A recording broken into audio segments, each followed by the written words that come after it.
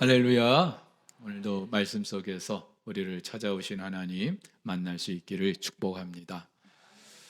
최근에 미국 트럼프 대통령이 공식적으로 매입하려고 하면서 화제가 된 섬이 있습니다. 덴마크령의 그린란드입니다. 인구는 5만 6천 명밖에 살지 않는데 면적은 한반도의 10배가 넘는 세계에서 제일 큰 섬이라고 합니다. 근데 아무리 커도 전체 면적의 85%가 얼음이에요. 근데 왜 트럼프는 이 그린란드를 그토록 탐내는 걸까요? 일단 석유, 히토류, 그리고 천연가스 등 엄청난 천연 자원이 묻혀 있다고 합니다. 특별히 히토류의 경우는 중국을 위협할 수 있는 세계 2위 규모로 추정된다고 해요. 군사적으로도 북극권에 위치해 있기 때문에 중국이나 러시아의 미사일 공격을 통제할 수 있는 전략적 요충지이고요. 지정학적으로도 새로운 그 항로를 통하여서 물류의 이동 시간을 40%나 줄일 수 있는 그런 곳이라고 합니다. 그래서 전문가들은 이 그린란드의 자산 가치를 약 2조 달러에서 4조 달러, 그러니까 천문학적인 그런 가치가 있다고 말하고 있어요. 한마디로 얼음으로 뒤덮인 엄청난 보물섬 그린란드인 거예요. 근데 처음부터 이 섬의 가치를 알았던 건 아니죠. 일례로 1867년 러시아로부터 헐값에 알래스카를 매입했을 때 당시 미국의 국무장관 윌리엄 수어드는요, 이 그린란드까지 같이 매입하려고 했어요. 이분은 알고 있었던 거죠.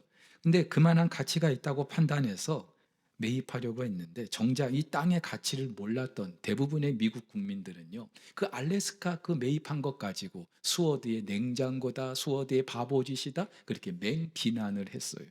근데 나중에 어떻게 됐어요? 이곳에서 금이 발견되고 엄청난 석유 또 천연가스 등이 발견되면서 완전히 달라졌죠. 알래스카는 보물 창고였던 거예요. 나중에 이 사실을 알고 러시아가 얼마나 배가 아팠을까요? 여러분, 그렇죠? 너무나도 엄청난 보물인데 그 가치를 모르면 이렇게 되는 거예요.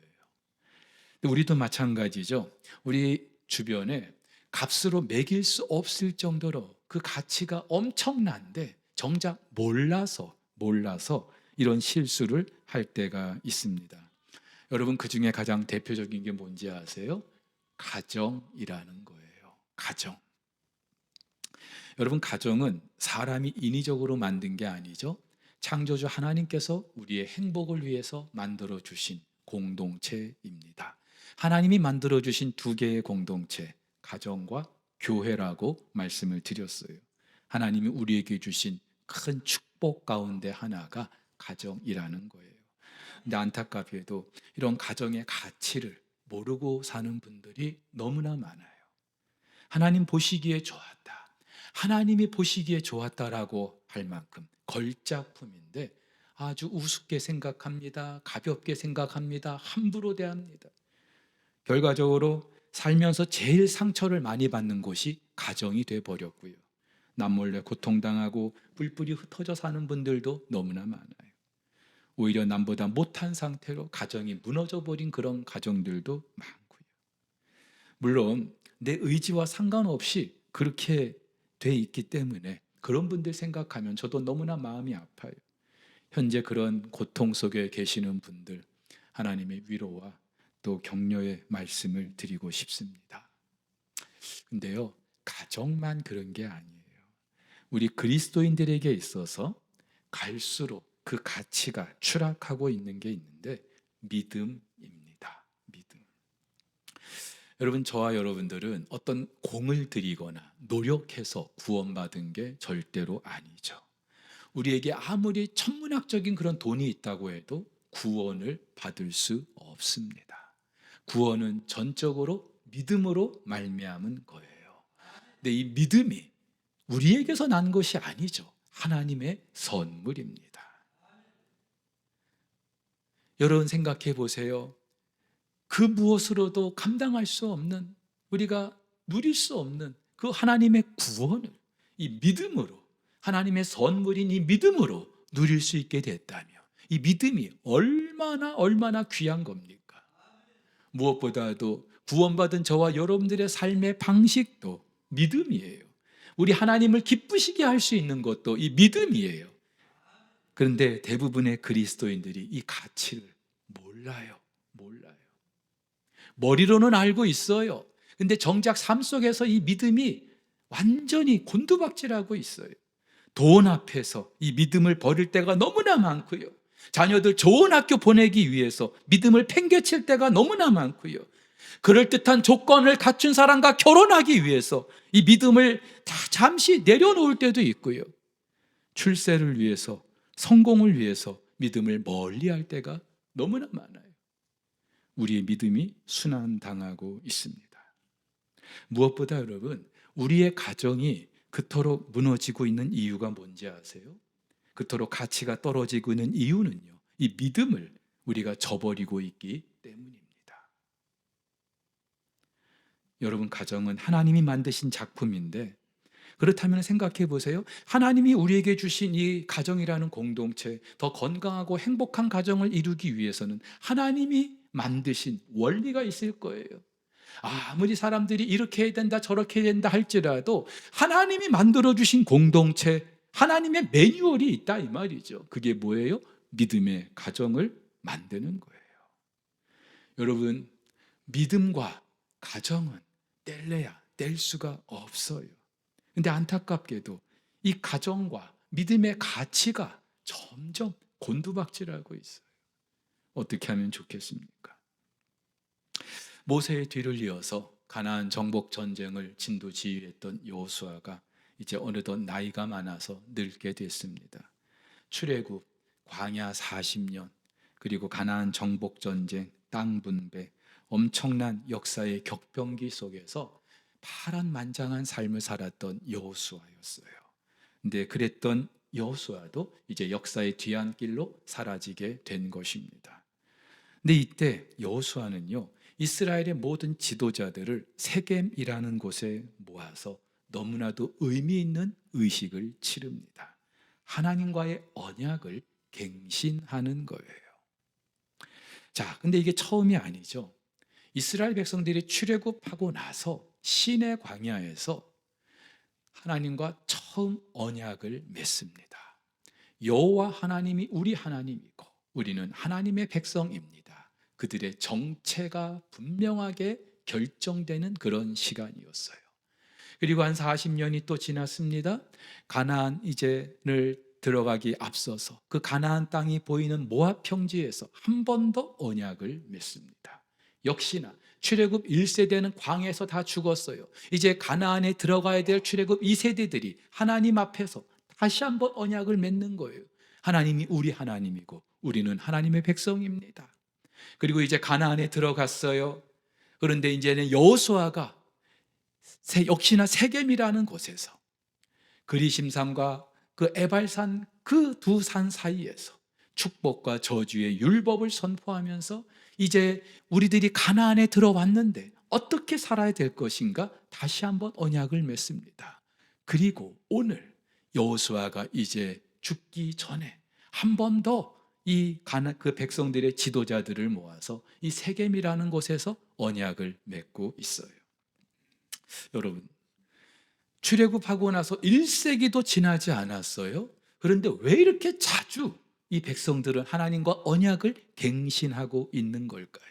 유효기간이 다 됐기 때문입니까? 아니죠. 하나님 편에서는요, 전혀 문제될 게 없어요. 하나님은 한 번 믿기로 작정하셨으면 끝까지 믿어주시는 분이고, 한 번 약속하셨으면 끝까지 그 약속을 지켜주시는 분이기 때문인 줄 믿습니다. 문제는 우리예요, 우리. 시간이 지나고 환경이 달라지면 선대의 그 약속 유산을 너무나 쉽게 잊어버려요. 그래서 역사의 중요한 그 분기점마다 하나님은 한 번 더 이들과 언약을 맺으시는 거죠. 대를 이어서 그네들의 신앙과 정체를 확인시켜 주시고 분명히 하게 하시는 거예요. 여호와 하나님이 어떤 분인지, 그리고 우리는 그분에게 있어서 어떤 존재인지. 그렇다면은 저와 여러분들도 그렇게 해야 될 줄로 믿습니다. 양력으로 새해는 이미 시작됐습니다마는 이제 설을 앞두고 있습니다. 예전 같진 않아도 민족 고유의 큰 명절이죠. 그나마 평소 잘 보지 못했던 가족 친지들을 함께 만나는 시간입니다. 근데 여러분, 이 명절은요, 우리 그리스도인에게 있어서 우리가 믿음의 가정이라는 사실을 한 번 더 확인하는 그런 자리이기도 합니다. 물론 우리 가운데는 믿지 않는 가족들도 있어요. 이런저런 사정으로 함께하지 못할 수도 있고요. 아니면 이런저런 아픔과 상처로 힘들어하는, 그래서 이런 명절이 참 부담되는 분들도 있을 거예요. 하지만 여러분, 그렇다고 해서 이 기회를 우리가 헛되이 보낼 수가 없어요. 이런 기회를 통해서 저와 여러분, 우리의 가정의 그 정체를 다시 한번 분명히 할 수 있기를 축복합니다. 여러분, 이스라엘 백성들이요, 때마다 하나님 앞에서 그네들의 정체가 무엇인지 확인하고 그 믿음을 후대에 전했던 것처럼 저와 여러분의 가정이 이번 명절을 계기로 한 번 더 우리가 어떠한 사람들인지, 우리 가정이 어떠한 가정인지 확인할 수 있기를 주의 이름으로 축복합니다.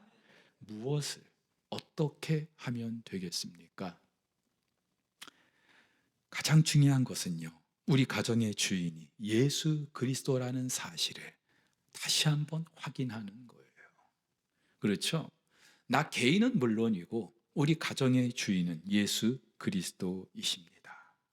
이스라엘 백성들이 몇 번의 그 언약을 갱신하는 자리에서 반복했던 게 뭔지 아세요? 여호와 하나님은 우리 하나님이십니다. 우리는 하나님의 백성입니다. 이것이었어요. 다른 거 없었어요. 여러분, 이게 왜 중요합니까? 이걸 알고 이걸 인정하는 것이 우리 인생과 가정의 성공을 보장하기 때문이에요. 근데 이것은요, 두 가지 의미 있는 행위가 수반돼야 하는데 다른 게 아니라 감사와 결단입니다. 오늘 본문 24장에서 여호수아는요, 그 백성들과 한 번 더 언약을 갱신하면서 먼저 하나님이 우리 이 민족을 어떻게 여기까지 인도해 오셨는지 지나간 날들을 회고하고 있어요. 우리 선조 아브라함을 갈대아 땅에서 부르셔서 이 가나안에 들어오게 하신 것, 그리고 그 여러 족장들을 통하여 그 역사를 이루어 오신 것, 때가 되어 애굽으로 보내시고 애굽에서 큰 민족이 되게 하셔서 애굽을 나오게 하신 것, 광야 40년을 어떻게 지나게 하셨는지, 그리고 이 가나안 원주민들을 어떻게 몰아내셨는지, 우리에게 어떻게 이 땅을 허락해 주셨는지 지나간 역사를 일일이 언급하면서 그 과정에서 하나님이 우리와 어떻게 함께 하셨는지를 회고하고 있어요. 왜 그럴까요? 여호수아가 왜 갑자기 지나간 날들을 이렇게 회고하고 있는 걸까요? 두 가지 이유가 있습니다. 하나는 감사하기 위함이에요. 여러분이 지금 여호수아가 지나간 날들을 회고하는데 그 모든 동작의 주인이 누군지 아십니까? 주어가 전부 다 하나님이셔요. 하나님이 그렇게 하셨다는 거예요. 400년 애굽에 종살이하던 이들을 10가지 재앙을 통하여 탈출하게 하신 분 하나님이시죠. 홍해를 가르신 분 하나님이시죠. 광야 40년 만나와 메추라기로 불과 구름으로 함께 하신 분 하나님이시죠. 가나안의 원주민들을 다 몰아내시고 그들과 싸워주시면서 그 백성들을 이 가나안에 이끌어 들게 하신 분이 누구예요? 하나님이시죠. 여러분, 그렇다면은 이런 과거의 역사를 회고하면서 하나님이 이 모든 걸 이루셨다는 것을 우리가 고백하면서 할 수 있는 가장 우선된 게 무엇일까요? 감사하는 거죠. 감사합니다.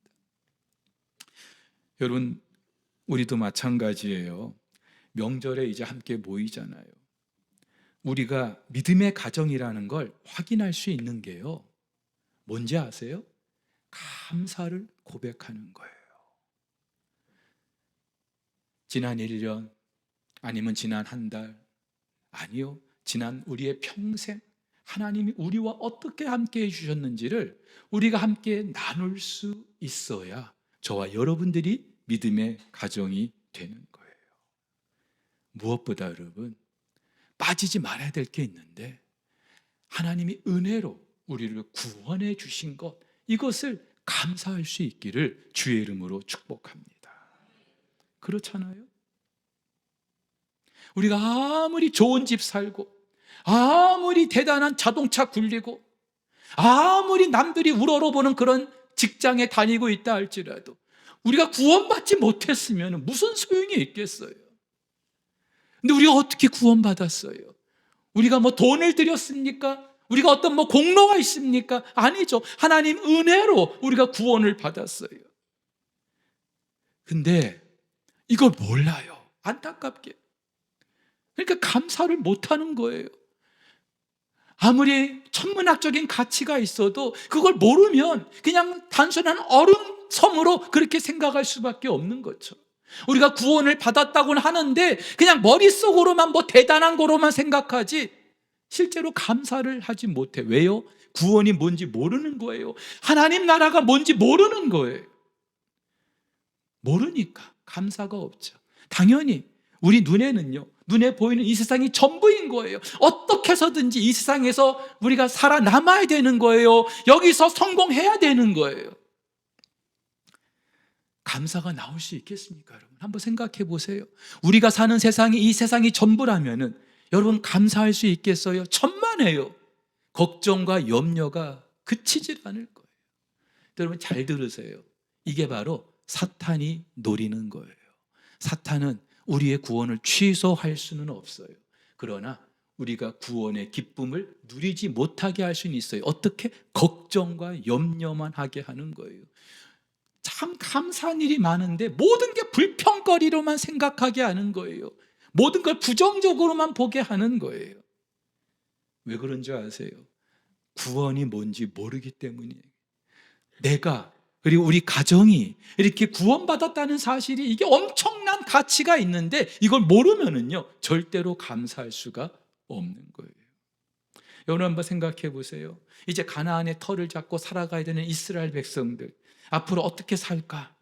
이 땅에서 어떻게 살까? 걱정과 염려가 왜 없었겠습니까? 그런데 그 모든 걱정과 염려를 한 방에 물리칠 수 있는 비결, 그것은요 우리는 하나님의 백성이다, 하나님이 우리 하나님이시다라고 하는 이 사실을 그들이 고백하는 거예요. 하나님이 애굽에서 여기까지 어떻게 우리를 인도해 오셨는지 이거를 다시 한번 돌이켜 보는 거예요. 그네들의 구원을 다시 한번 생각해 보는 거예요. 그래서 여러분 성경을 보면은요 이스라엘 백성들이 각 개인이나 또는 민족적인 큰 위기 앞에서 이들이 빼놓지 않고 그들이 돌이켜 보면서 기억하고 고백했던 것이 있는데 바로 출애굽 사건이에요. 다른 거 다 부정해도 하나님이 우리를 출애굽해 주신 거 이것만큼은 부정할 수 없는 거거든요. 마찬가지로 저와 여러분들의 삶 속에서 하나님이 우리에게 허락하신 그 구원의 그 엄청난 은혜를 우리가 기억하다 보면은 좀 힘든 일이 있었어도 사소한 어떤 위기들이 있었어도 감사할 수 있는 줄 믿습니다. 여러분 제발 이번 설 명절에 밥상머리에서 돈 걱정하지 마세요. 아이들 자녀, 결혼, 뭐 취업 그런 거 때문에 괜히 기분 상하게 하지 마세요. 하나님이 다 알아서 하셔요. 왜요? 우리는 하나님의 백성이기 때문에. 이것 가지고 우리가 감사할 수 있으면은 구원의 기쁨과 감격이 매일매일 샘솟는 가정에는요 그 어떤 염려도 걱정도 더 이상 자리 잡을 수가 없는 거예요. 이번 명절을 맞이해서 이 은혜가 저와 여러분들의 가정에 다시 회복될 수 있기를 주의 이름으로 축복합니다. 또 하나 오늘 여호수아가 했던 게 있어요. 결단하는 거예요. 결단. 여호수아 자기는 이제 나이 많아 늙었어요. 이제 하나님의 부르심을 받게 될 거예요. 근데 이 백성들을 보니까 염려되는 게 있는 거예요. 그게 무엇인가? 아직도 이 백성들 중에 이방의 신을 섬기는 자들이 있어요. 실제로 출애굽할 때 섞여 사는 무리들이 있었어요. 뭐 이스라엘 백성들도 그랬을 수 있겠지만 여호와 하나님이 누군지 모르고 그냥 덩달아 따라 나온 그 사람들 여전히 그 애굽의 신들을 섬기고 있었던 거예요. 출애굽해서 광야를 지나 지금 그리고 이 가나안의 터를 잡기까지 수십 년 세월이 지났는데도 여전히 그 애굽의 신을 버리지 못하고 있는 거예요. 그리고 이제 가나안에 들어온 지 얼마 되지 않았어요. 그런데도 그 사이에 이 가나안 원주민들이 섬기고 있는 신들을 하나씩 섬기고 있는 거예요. 여러분 보세요. 죄는요 이렇게 끈질겨요. 그리고 죄는요 아주 순식간이에요. 어떻게 하면 되겠습니까? 별다른 조치 없이 그냥 이대로 시간만 지나면 어떻게 될까요? 여러분, 여호수아는 한 나라의 지도자예요. 이제 임종을 앞두고 있습니다. 그 백성의 지도자들에게 부탁할 게 좀 많겠습니까? 나 이후에 어떠한 사람을 이 민족의 지도자로 세워야 될지, 이 가나안 땅에서 아직 정복되지 않은 땅들이 많은 이곳에서 앞으로 어떻게 살아야 될지, 주변 나라들과 어떤 관계 속에 살아야 될지, 이 나라의 국방을 어떻게 키워야 될지, 경제는 또 어떻게 성장시켜야 될지, 얼마나 많은 과제가 있었을까요? 그런데 여호수아는요 다른 것보다도 오직 여호와 하나님만을 섬길 것을 촉구하고 있어요. 왜요? 이게 가장 중요하기 때문에, 이게 가장 우선이고 이게 전부이기 때문에. 다른 거 다 잘해도 이거 실패하면 다 실패하는 것이기 때문에. 무엇보다요 여호수아가 이렇게 말할 수 있었던 분명한 이유가 있죠. 본인이 그렇게 살았잖아요. 가데스 바네아에서 가나안 땅에 정탐꾼을 보낼 때 나머지 10명의 정탐꾼은 안 됩니다, 저들에 비하면 우리는 메뚜기 같습니다, 그렇게 보고할 때에도 갈렙과 여호수아의 두 사람은요 아닙니다, 하나님이 우리와 함께 하시면 저들은 우리의 먹이입니다, 밥입니다, 그렇게 보고하지 않았습니까? 그 결과 하나님께서 그 두 사람을 너무나 기뻐하셨어요. 당시 20세 이상 된 모든 남자들은, 모든 사람들은 다 가나안 그 광야에서 죽게 하셨지만 이 두 사람만큼은 하나님께서 가나안에 들어가게 하셨어요. 여호수아 본인이 이걸 알잖아요. 몸으로 체험했잖아요. 무엇이 가장 중요한지 여호수아 본인이 알고 있잖아요. 그래서 피를 토하는 심정으로 그 백성의 지도자들에게 촉구하고 있는 거예요. 우리들의 가정에서도 이런 이야기들이 나눠질 수 있기를 축복합니다. 우리 부모님들이 경험했던 그 하나님, 그리고 우리 자녀들이 삶 속에서 경험하는 그 하나님, 이번 명절에 한번 좀 같이 나눠볼 수 있기를. 모여서 그냥 뭐 잡담만 하고 끝나는 게 아니라, 고스톱 치면서 끝나는 게 아니라, 좀 하나님이 어떤 분인지, 내 삶 속에 어떻게 함께 해주셨는지 그 하나님을 나눠볼 수 있기를 주의 이름으로 축복합니다. 저희 어머니 올해 90세예요. 최근에 병세가 좋지 않아서 요양원에 계속 계시다가 최근에 이제 요양병원으로 옮기셨는데, 전에는 거동이 불편해도 휠체어는 타셨어요. 좀 말이 어눌해도 무슨 말씀인지 알아들을 수 있었는데 지금은 하루 종일 그냥 누워만 계셔요. 그리고 말씀을 하시는데 무슨 말씀인지 도대체 알아들을 수가 없어요. 근데 얼마 전에 동생네가 그 어머니 이제 뵙고 와서 영상을 하나 보내왔어요. 어머니가 그 누워서 찬양하는 영상인데 도대체 무슨 찬양인지 그 내용인지 잘 모르겠어요. 근데 한 가지 확실한 건 있어요. 어머님 찬양하시는 어떤 찬양일까요? 주 예수보다 더 귀한 것은 없네. 이 세상 부귀와 바꿀 수 없네. 영죽은 내 대신 돌아가신 그 놀라운 사랑 잊지 못해. 떠듬 무슨 말씀인지 잘 알아들을 수도 없었지만, 그러나 우리 어머니 지금 찬양하고 있구나. 어떤 찬양? 주 예수보다 귀한 분이 없습니다. 이번 명절에 그래서 아이들과 함께 이 찬양을 좀 하나님께 올려드리려고 해요. 우리 어머니 평생에 그 무엇과도 바꿀 수 없다고 했던 그 예수 그리스도. 저희 내외도 참 힘들고 어려운 시간들이 많이 있었지만 그 모든 시간들을 잘 이겨내고 견디게 해주셨던 그 예수 그리스도, 우리 아이들과 함께 한번 나눠보려고 합니다. 여러분, 우리 아이들도 만만치 않죠? 이제 자기들의 삶 속에서 진로도 그렇고 취업도 그렇고 결혼도 그렇고 할 일이 얼마나 많아요. 얼마나 걱정되는 일들이 많이 있겠어요. 답답한 일이 많이 있겠죠.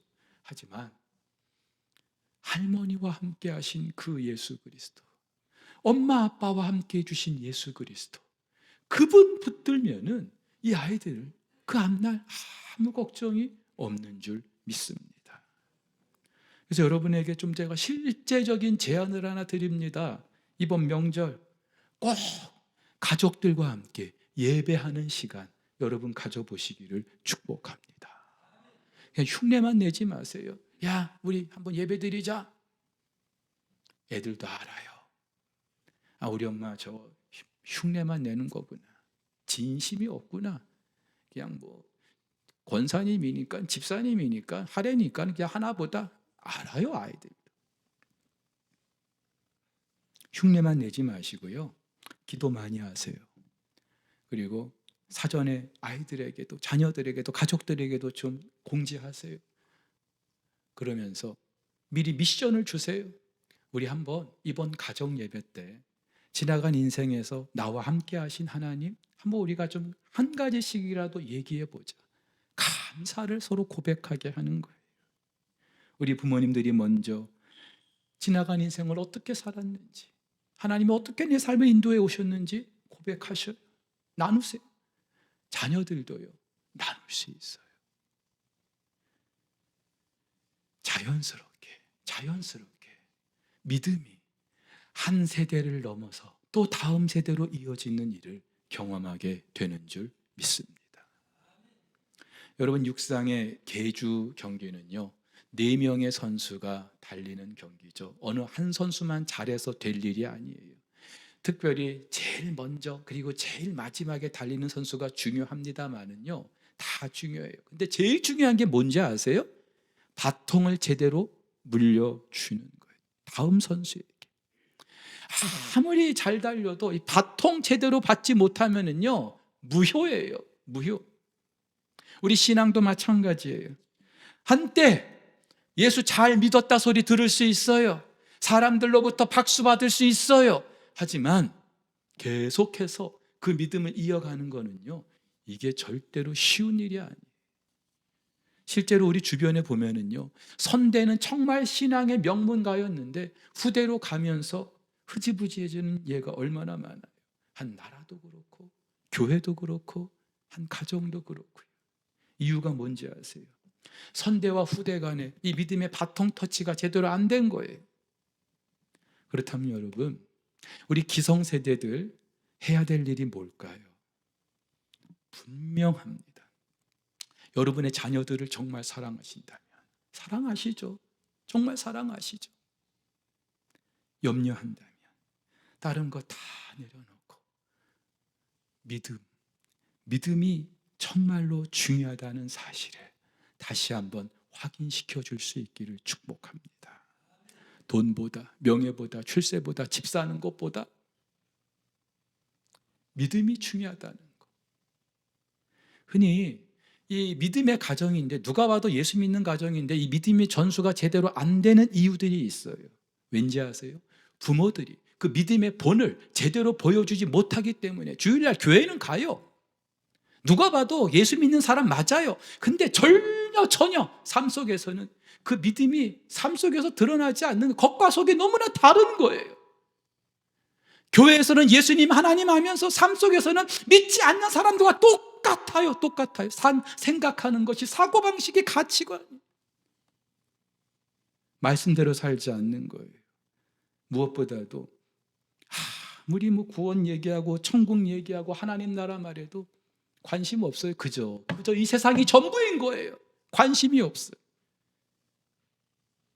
어떻게 우리의 믿음이 자녀들에게 후대에 이어질 수 있겠습니까? 우리 자녀분들도 해야 될 일이 있어요. 우리 부모님 세대의 그 믿음을 잘 이어받으려고 해야 돼요. 어쨌든 내가 지금 예수 믿고 있는 이유가 우리 부모님들 때문이라 감사하셔야 돼요. 부모님들 아니었으면 내가 어떻게 예수 믿을 수 있게 되겠어요? 감사하시고, 그리고 우리 부모님들이 어떻게 그 신앙을 지켜오려고 하셨는지 본받으려고 몸부림하셔야 돼요. 오늘 보세요. 여호수아가 결단을 촉구하자 이 백성의 지도자들이 뭐라고 화답합니까? 우리도 여호와를 섬기리니 여호와 그는 우리 하나님이십니다. 이러한 믿음의 화답이 우리의 공동체 안에, 우리 가정 안에 있어야 될 줄 믿습니다. 여러분들 중에 그 신앙의 유산을 물려받지 못한 분이 계실 수 있어요. 내가 신앙의 일대인 분들이 있어요. 괜찮아요. 여러분들이 아브라함이 되면 돼요. 여러분부터 믿음의 가정을 시작하시면 되는 거예요. 디모데는요, 어머니는 유대인이었지만 아버지는 헬라 사람이었어요. 하지만 그 어머니 유니게는요, 여느 유대인 어머니처럼 그 디모데를 말씀으로 키우려고 애를 썼어요. 그래서 바울은 이들의 믿음이 거짓이 없다, 겉만 번지르한 것이 아니라 진실한 것이었다는 거죠. 오죽하면 루스드라 이고니온에 사는 모든 사람들에게 칭찬받는 사람들이었다. 이게요, 흉내만 내서 될 일입니까? 한 여인의 그 결단으로부터 시작된 일인 줄 믿으시기를 바랍니다. 혹 목사님, 우리 가정에는요 나밖에 예수 믿는 사람이 없어요? 아니면은 이런저런 사정으로 아픔과 상처 가운데 있는 가정이 있을 수도 있어요. 하지만 여러분, 그래도 우리가 할 수 있는 게 있어요. 함께 모여서 예배드리지는 못하지만 그래도 할 수 있는 거, 기도는 할 수 있잖아요. 하나님께 엎드려서 무릎을 꿇을 수는 있잖아요. 하나님 앞에 안타깝게 눈물로 우리 가정을 회복해 달라고 기도할 수는 있잖아요. 하나님 우리 기도를 다 보고 계시고 듣고 계시고 하나님의 때에 하나님의 방법으로 우리의 가정을 멋지게 회복해 주실 줄 믿습니다. 이번 명절 다시 한번 우리 가정이 믿음의 가정이라는 것을 하나님 앞에, 또 우리 가족 간에 고백하고 확인할 수 있는 그런 시간이 되기를 예수님의 이름으로 축복합니다.